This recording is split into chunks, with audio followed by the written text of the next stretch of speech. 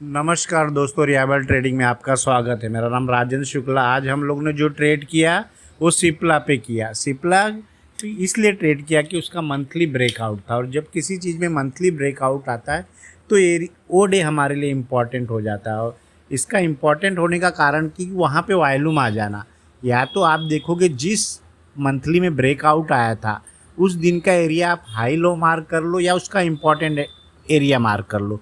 तो important area mark करने के बाद आपको पता चलेगा कि आज की जो प्राइस थी उसी बिहाफ पे आपको वीडियो में भी दिख रहा होगा। अभी 1 मिनट पे हम देख रहे हैं, लेकिन आप इसको 5 मिनट की वॉल्यूम लगा के देखोगे तो वहाँ पता चलेगा कि सबसे ज़्यादा हाईएस्ट वॉल्यूम जो था कल आया था। तो एरिया लिए हमारे लिए इम्पॉर्टेंट हो गया, ठीक है। तो उस एरिया को हमने मार्क किया, और जब ये वहाँ पे आज सुबह का किया तो हमने देखा वहीं से जा रहा है। तो इस बिहाफ पे हमने 1500 की सी 8 रुपये में ली थी, 8.5, और उसको हमने एग्जिट भी किया 10 पे। तो हमें कम प्रॉफिट मिला, लेकिन जो भी दिया थोड़ा बहुत अच्छा से दिया। तो इस बिहाफ पे हम ट्रेड करते हैं, और मैं आपको अभी बताऊंगा कि इन सब के पीछे लॉजिक क्या होता है, किस बिहाफ पे ट्रेड होता है, ठीक है। तो इसकी चीज़ों को आपने समझना है, समझ के आप किस तरीके से ट्रेड कर सकते हैं उसको देखना है। क्योंकि कोई भी चीज़ आप करोगे एक मेथड पे करोगे, लॉजिक पे करोगे तो आपका पैसा बनेगा, ठीक है। आराम से सिस्टमेटिक तरीके से आप कीजिए, उस चीज़ को देखिए, जज कीजिए और समझिए कि ट्रेडिंग किस बिहाफ पे की गई, कहाँ पे किया गया, लॉजिक क्या था।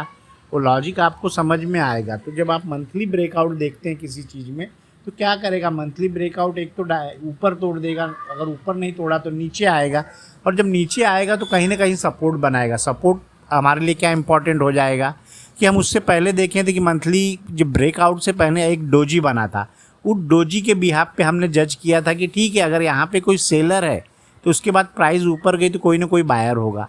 तो इस एरिया को हमने मार्क कर दिया, और अब डेली में अभी मैं दिखाऊंगा आपको, तो वो एरिया हमारे लिए इम्पॉर्टेंट हो गया। और जाएगा कहाँ तक, उसके हाई तक ही जाएगा जो एरिया हमने मार्क करके रखा था। तो उस बिहाफ पे हमने ट्रेड लिया, इसका लो, हाई और इम्पॉर्टेंट एरिया, मंथली ब्रेकआउट, इस बिहाफ पे ट्रेड किया जाए। बहुत से ट्रेड ऐसे ही किए जाते हैं लोगों के, लेकिन वो दिखाते कुछ और है। यहाँ पे जो इस बेस पे किया गया था उस बेस पे ही मैं बता रहा हूँ कि भाई यही बेस है कि आपको पकड़ना पड़ेगा। आज का जो ट्रेड था वॉल्यूम बेस्ड पे नहीं था, नहीं तो हमारे सारे ट्रेड जो रहते हैं वॉल्यूम बेस्ड पे रहते हैं। लेकिन ये वॉल्यूम बेस्ड पे न होने के कारण हमने इसको अलग मेथड से मंथली ब्रेकआउट के रूल से निकाला था। आप देखोगे बहुत से स्टॉक में मंथली ब्रेकआउट है, तो बहुत से स्टॉकों में मंथली ब्रेकआउट है, तो कोई ना कोई स्टॉक तो हमें चाहिए ट्रेड करने के लिए।